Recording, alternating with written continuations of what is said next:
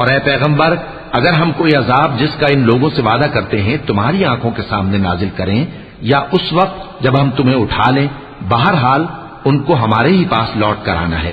پھر جو کچھ یہ کر رہے ہیں اللہ اس کو دیکھ رہا ہے.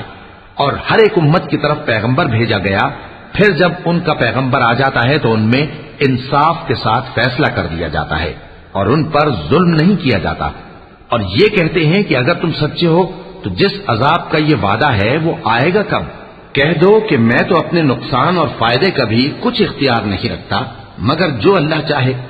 ہر ایک امت کے لیے موت کا ایک وقت مقرر ہے، جب وہ وقت آ جاتا ہے تو ایک گھڑی بھی دیر نہیں کر سکتے اور نہ جلدی کر سکتے ہیں.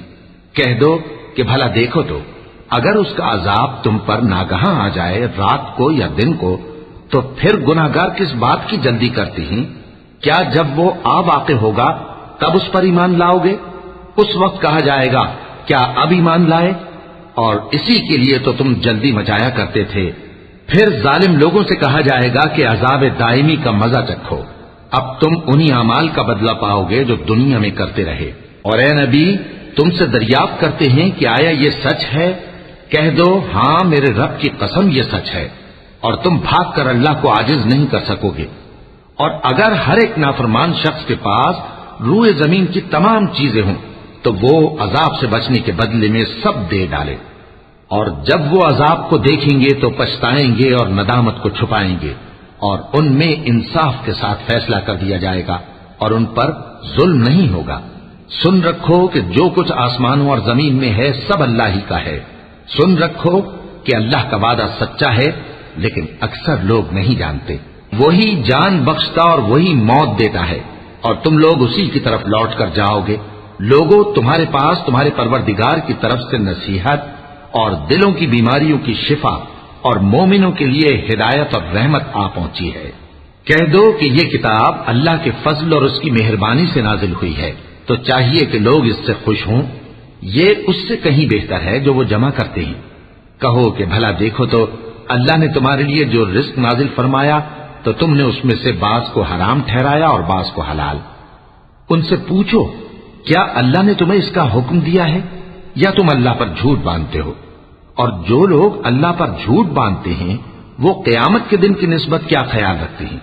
بے شک اللہ لوگوں پر مہربان ہے لیکن اکثر لوگ شکر نہیں کرتے. اور تم جس حال میں ہوتے ہو یا قرآن میں سے کچھ پڑھتے ہو یا تم لوگ کوئی اور کام کرتے ہو، جب اس میں مصروف ہوتے ہو تو ہم تمہارے پاس ہوتے ہیں اور تمہارے پروردگار سے کوئی ذرہ بھر بھی چیز پوشیدہ نہیں رہتی، نہ زمین میں اور نہ آسمان میں، اور نہ کوئی چیز ہے اس سے چھوٹی اور نہ بڑی مگر کتاب روشن میں لکھی ہوئی ہے.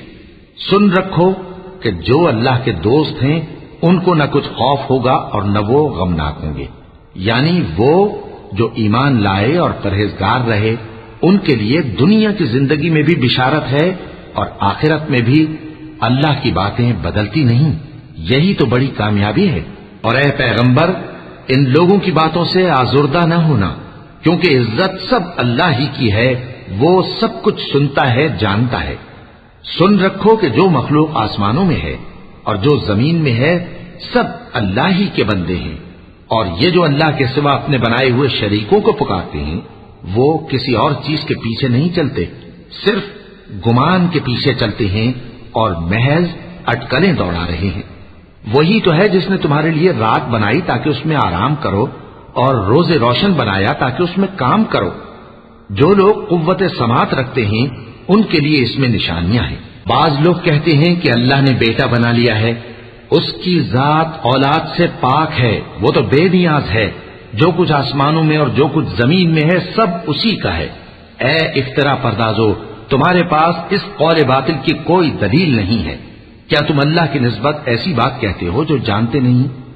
کہہ دو کہ جو لوگ اللہ پر جھوٹ باندھتے ہیں فلاح نہیں پائیں گے، ان کے لیے جو فائدے ہیں دنیا میں ہی ہیں، پھر ان کو ہماری ہی طرف لوٹ کر آنا ہے. اس وقت ہم ان کو عذاب شدید کے مزے چکھائیں گے کیونکہ وہ کفر کی باتیں کیا کرتے تھے. اور ان کو نوح کا قصہ پڑھ کر سنا دو جب انہوں نے اپنی قوم سے کہا کہ اے قوم، اگر تم کو میرا اپنے درمیان رہنا اور اللہ کی آیتوں سے نصیحت کرنا ناگوار ہو تو میں تو اللہ پر بھروسہ رکھتا ہوں، تم اپنے شریکوں کے ساتھ مل کر ایک کام جو میرے بارے میں کرنا چاہو مقرر کر لو، اور وہ تمہاری تمام جماعت کو معلوم ہو جائے اور کسی سے پوشیدہ نہ رہے، پھر وہ کام میرے خلاف کر گزرو اور مجھے مہلت نہ دو۔ اب اگر تم نے منہ پھیر لیا تو تم جانتے ہو کہ میں نے تم سے کچھ معاوضہ نہیں مانگا، میرا معاوضہ تو اللہ کے ذمے ہے، اور مجھے حکم ہوا ہے کہ میں فرما برداروں میں رہوں۔ پھر ان لوگوں نے ان کی تکذیب کی تو ہم نے ان کو اور جو لوگ ان کے ساتھ کشتی میں سوار تھے سب کو طوفان سے بچا لیا اور انہیں زمین میں خلیفہ بنا دیا، اور جن لوگوں نے ہماری آیتوں کو جھٹلایا ان کو غرق کر دیا۔ تو دیکھ لو کہ جو لوگ ڈرائے گئے تھے ان کا کیسا انجام ہوا۔ پھر نوح کے بعد ہم نے اور پیغمبر اپنی اپنی قوم کی طرف بھیجے تو وہ ان کے پاس کھلی نشانیاں لے کر آئے، مگر وہ لوگ ایسے نہ تھے کہ جس چیز کو پہلے جھٹلا چکے تھے اس پر ایمان لے آتے۔ اسی طرح ہم زیادتی کرنے والوں کے دلوں پر مہر لگا دیتے ہیں۔ پھر ان کے بعد ہم نے موسیٰ اور ہارون کو اپنی نشانیاں دے کر فرعون اور اس کے سرداروں کے پاس بھیجا، تو انہوں نے تکبر کیا اور وہ گناہگار لوگ تھے۔ تو جب ان کے پاس ہمارے ہاں سے حق آیا تو کہنے لگے کہ یہ تو کھلا جادو ہے۔ موسیٰ نے کہا، کیا تم حق کے بارے میں جب وہ تمہارے پاس آیا یہ کہتے ہو کہ یہ جادو ہے؟ حالانکہ جادوگر فلاں نہیں پانی کے۔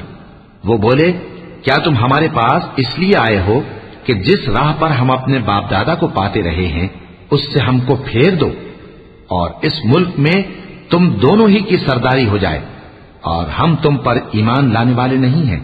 اور فرعون نے حکم دیا کہ سب کامل فن جادوگروں کو ہمارے پاس لے آؤ۔ چنانچہ جب جادوگر آئے تو موسیٰ نے ان سے کہا کہ جو تم کو ڈالنا ہو ڈالو۔ پھر جب انہوں نے اپنی رسیوں اور لاٹھیوں کو ڈالا تو موسیٰ نے کہا کہ جو چیزیں تم بنا کر لائے ہو جادو ہے، اللہ اس کو ابھی نیست و نابود کر دے گا۔ اللہ شریروں کے کام سنوارا نہیں کرتا، اور اللہ اپنے حکم سے سچ کو سچ ہی کر دے گا اگرچہ گناہگار برا ہی مانے۔ تو موسیٰ پر کوئی ایمان نہ لایا مگر اس کی قوم میں سے چند لڑکے، اور وہ بھی فرعون اور اس کے اہل دربار سے ڈرتے ڈرتے کہ کہیں وہ ان کو آفت میں نہ پھنسا دے۔ اور فرعون ملک میں متکبر تھا اور کبر و کفر میں حد سے بڑھا ہوا تھا۔ اور موسیٰ نے کہا کہ بھائیو، اگر تم اللہ پر ایمان لائے ہو تو اگر دل سے فرما بردار ہو تو اسی پر بھروسہ رکھو۔ بس وہ بولے کہ ہم اللہ ہی پر بھروسہ رکھتے ہیں۔ اے ہمارے پروردگار، ہم کو ظالم لوگوں کے ہاتھ سے آزمائش میں نہ ڈال، اور اپنی رحمت سے ہمیں قوم کفار سے نجات بخش۔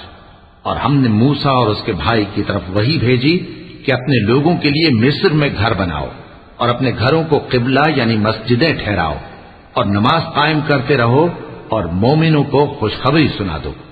اور موسیٰ نے کہا کہ اے ہمارے پروردگار، تو نے فرعون اور اس کے سرداروں کو دنیا کی زندگی میں بارونق ساز و سامان اور مال و زر دے رکھا ہے، اے پروردگار کیا اسی لیے کہ وہ تیرے رستے سے گمراہ کر دیں؟ اے پروردگار ان کے مال کو برباد کر دے اور ان کے دلوں کو سخت کر دے کہ ایمان نہ لائیں جب تک عذاب علیم نہ دیکھیں۔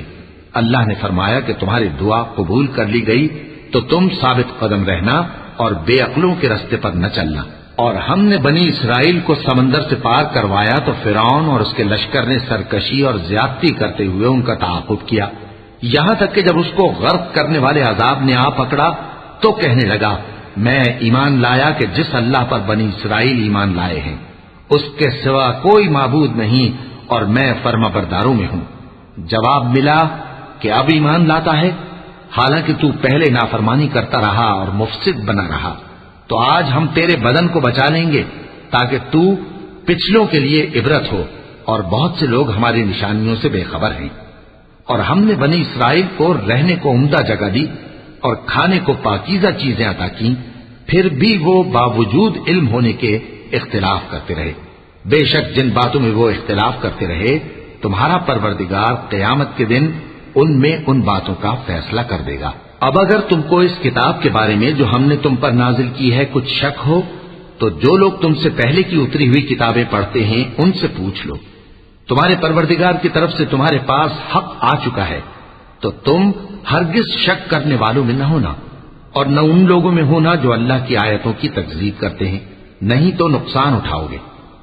جن لوگوں کے بارے میں اللہ کا حکم عذاب قرار پا چکا ہے وہ ایمان نہیں لانے کے جب تک کہ عذاب علیم نہ دیکھ لیں، خواہ ان کے پاس ہر طرح کی نشانی آ جائے۔